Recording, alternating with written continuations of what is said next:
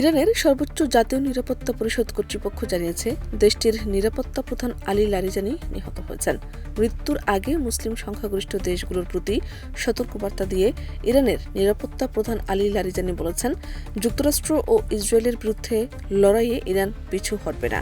একই সঙ্গে তিনি মুসলিম বিশ্বকে ঐক্যবদ্ধ হওয়ার আহ্বান জানিয়েছেন।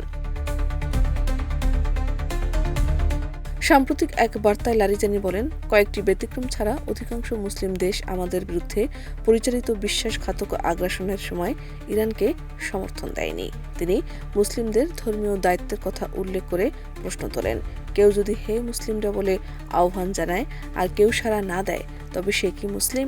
তিনি আঞ্চলিক বিভিন্ন দেশে ইরানের হামলার পক্ষে যুক্তি তুলে ধরে বলেন, চলমান সংঘাতে নিরপেক্ষ থাকার সুযোগ নেই।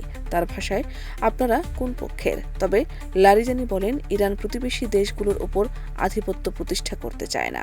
তিনি বলেন, মুসলিম বিশ্বের ঐক্য যদি বাস্তবায়িত হয়, তবে তা সব রাষ্ট্রের নিরাপত্তা, অগ্রগতি ও স্বাধীনতা নিশ্চিত করতে সক্ষম।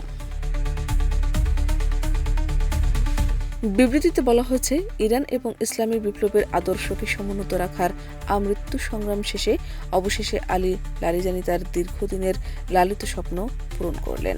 সত্যের ডাকে সাড়া দিয়ে দেশ ও জাতির সেবায় নিজেকে বিলিয়ে দিয়ে তিনি লাভ করলেন শাহাদাতের পরম গৌরব।